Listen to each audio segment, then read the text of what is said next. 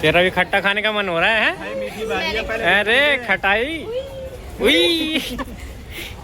भैया ने मुंह में पूरा ऊपर तक गुटखा भरा हुआ है, तो भैया से बोला भी नहीं जा रहा है। और डोसा, इडली, सांभर, चटनी। डेयरी मिल्क पिघल गई थी तो हमने इसको सही करने के लिए ऐसी फटका दी।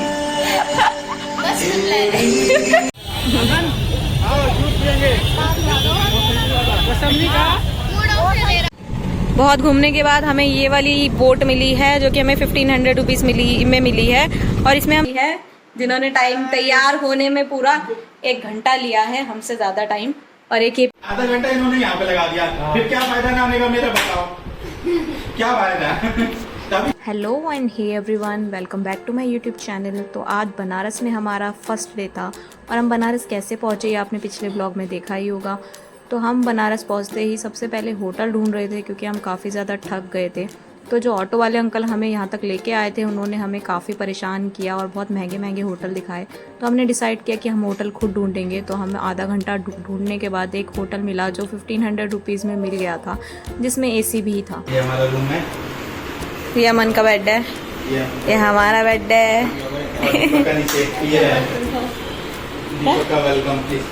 दीपक इस पर सोएगा।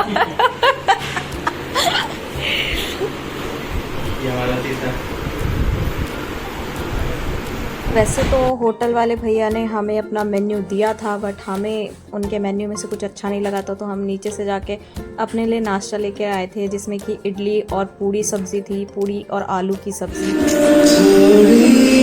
एक दांत मांज रहा है, मुंह धो के आया है। Arijit Singh all time favourite.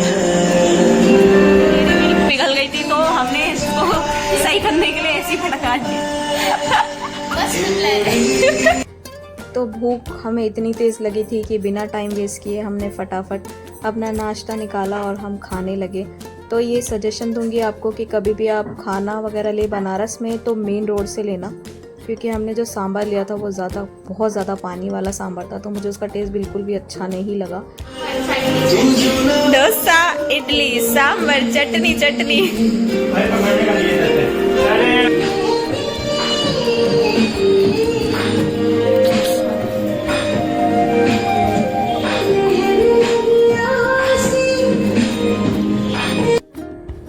कचौरी और आलू की सब्ज़ी का टेस्ट तो काफ़ी ज़्यादा अच्छा था, बट जो सांभर था उसका टेस्ट मुझे कुछ खास अच्छा नहीं लगा। पर भूख इतनी तेज़ लगी थी, क्या करते, तो मैंने खा लिया। और खाने के बाद हमें चाय की क्रेविंग्स होने लगी क्योंकि चाय नहीं मिली थी।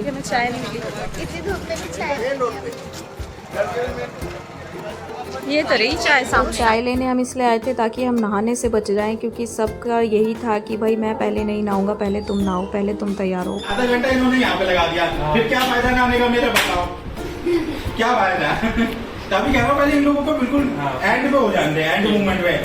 पहले तो हम कपड़े पहनेंगे तो चलो अभी नहीं ना, उसके लिए पेंट सूख रही है। तो अमन ने हमें बैठे बैठे 450 रीज़न दिए थे कि वो पहले क्यों नहीं नहाएगा, फिर भी हमने उसको ज़बरदस्ती नहाने के लिए भेज दिया था। और इन बिटवीन मेरे को थोड़ा सा टाइम मिला तो मैंने अपना स्किन केयर किया था और थोड़े से इनके प्रोडक्ट्स चुरा लिए थे, क्योंकि इनके प्रोडक्ट्स काफ़ी ज़्यादा अच्छे लग रहे थे मुझे।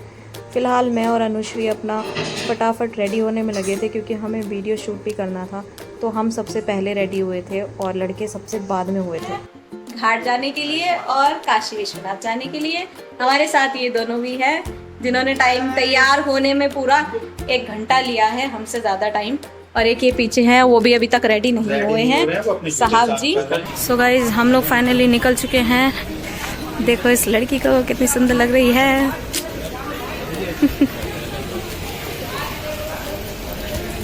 तो रास्ते भर अनुश्री ने रील्स दिखाई थी कि मैं ऐसे शॉर्ट्स बनवाऊंगी, ऐसे रील्स बनवाऊंगी। तो वहीं पे हम उसके शॉर्ट्स कैप्चर कर रहे थे और सब ने एक शॉर्ट वहाँ पर कैप्चर किया था। ये है हरिश्चंद्र घाट और यहाँ पर किसी की चिता जल रही है। 1 किलोमीटर है, एक छोटा ही घाट है।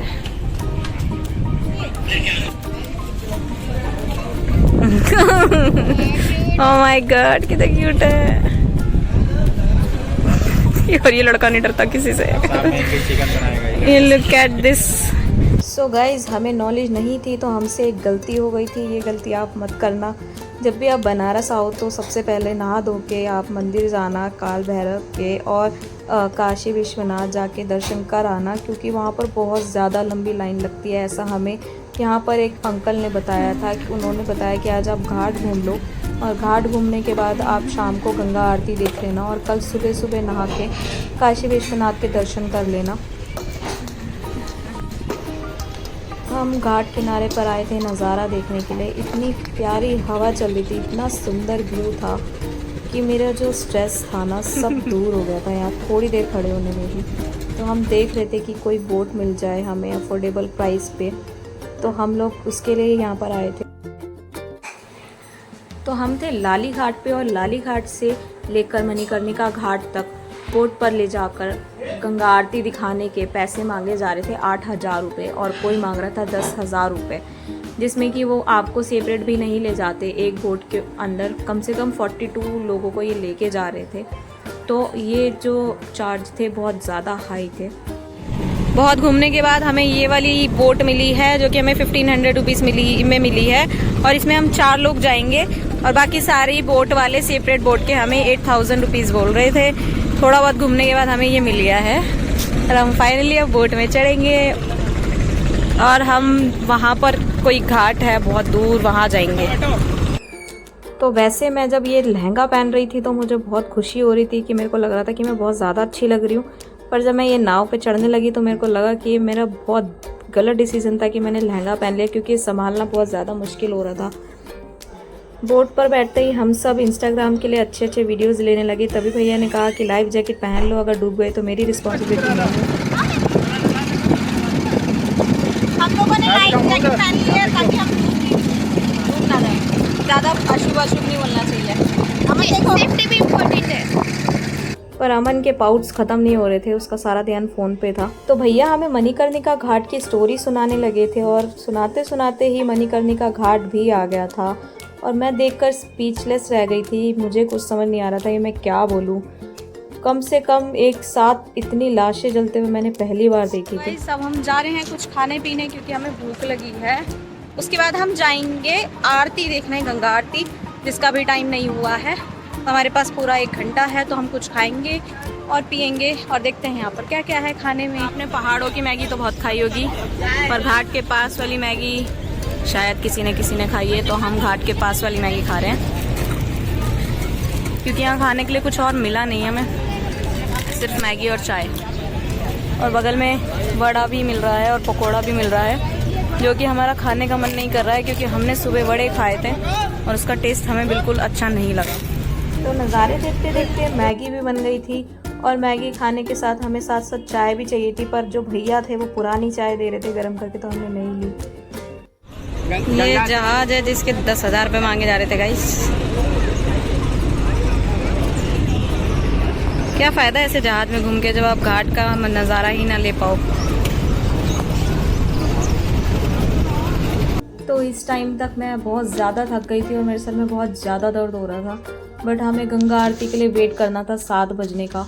और जैसे ही 7 बजने वाले थे तो यहाँ पर हल्का हल्का अंधेरा हुआ, और यहाँ का जो नज़ारा था ना, मैं ज़िंदगी भर यहाँ बैठ सकती हूँ इस नज़ारे को देखने के लिए। इतना सुकून मिल रहा था कि मैं अपना सारा स्ट्रेस भूल गई थी इस मोमेंट में। तो 6:45 हो गए थे और 7 बजे गंगा आरती स्टार्ट हो जाती है, तो हमें आरती मिस नहीं करनी थी, तो हम फ़ौरन चल दिए गंगा आरती की तरफ। तो आपको भी ले चलती हूँ। पूरी जो आरती है वो अमन ने रिकॉर्ड की थी, मीनवाइल हम लोग पूरे लीन थे, हम लोग इतने खो चुके थे उसमें। तो आप ज़रूर देखना, बहुत ही ज़्यादा सुकून भरा मोमेंट है।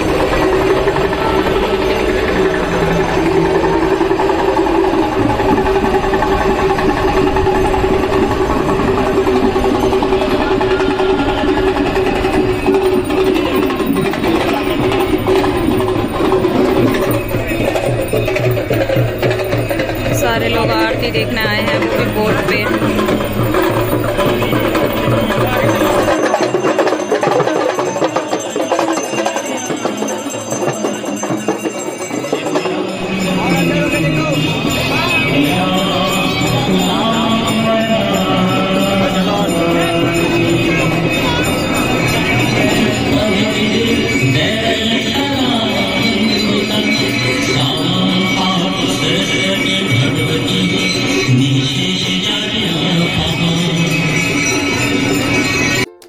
गंगा आरती होने के बाद हमने भी गंगा की पूजा की और हम वही गंगा किनारे बैठ गए।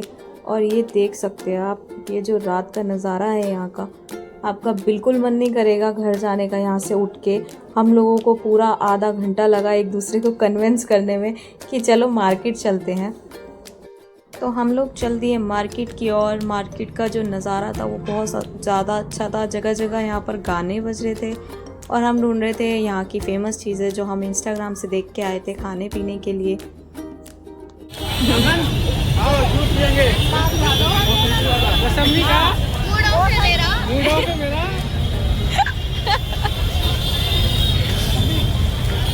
हम पिएंगे मौसमी का जूस क्योंकि सबका मूड खराब है।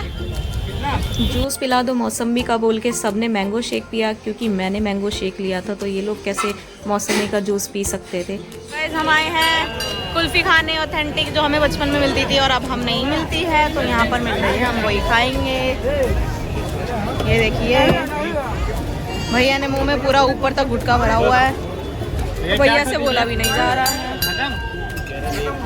और कुल्फ़ी खत्म हो गई है तो हमारी बेइज्जती हो गई तो हम जा रहे हैं। एक भी नहीं है। तो जब मैंने बोला कि भैया ने मुंह में गुटखा भरा हुआ है तो भैया वो सुन के ऑफेंड हो गए थे, इसलिए उन्होंने हमें कुल्फ़ी देने के लिए मना कर दिया था। बट थैंक्स दीपक और अमन का, उन्होंने भैया को इतनी रिक्वेस्ट करी कि उनको हमें कुल्फ़ी देनी पड़ी। तो कहीं बाहर जाते हैं तो अपने मुंह पर थोड़ी सी टेप लगानी पड़ती है और ये चीज़ मुझे सीखनी पड़ेगी। बट थैंक्स इन दोनों का, इन्होंने हमें कुल्फ़ी खिला ही दी क्योंकि मेरा बहुत मन कर रहा था ये कुल्फ़ी खाने का और आसपास कहीं मिल भी नहीं रही थी। इस दुकान पे इतनी ज़्यादा भीड़ थी तो आप टेस्ट जान ही सकते हैं कितना अच्छा Finally होगा। got the kulfi.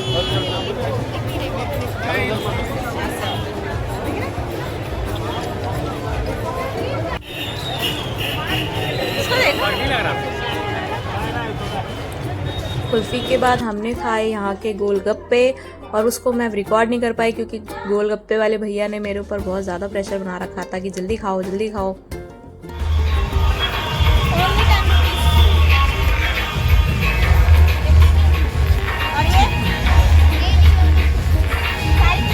यार ये चूरन कौन खाता है? तेरा भी खट्टा खाने का मन हो रहा है? अरे खटाई, उई जानता रहे। चलो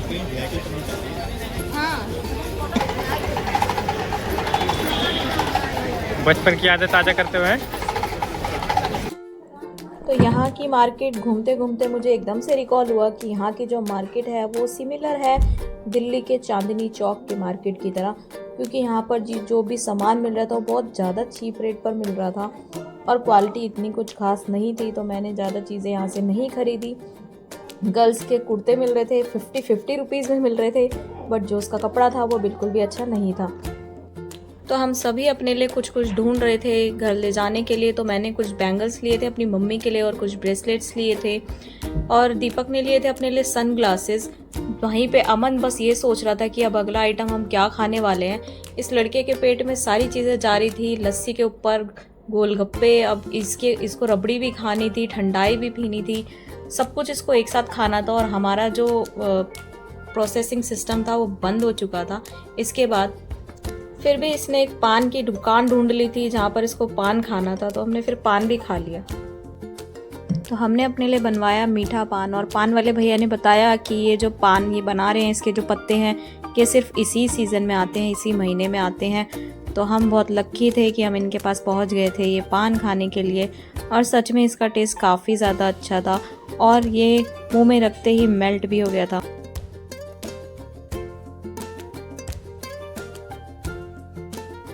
मार्केट का चप्पा चप्पा घूम लिया है, अब हम थक गए हैं और अब हम जा रहे हैं घर और ये थकी हुई शक्लें आप देख सकते हो।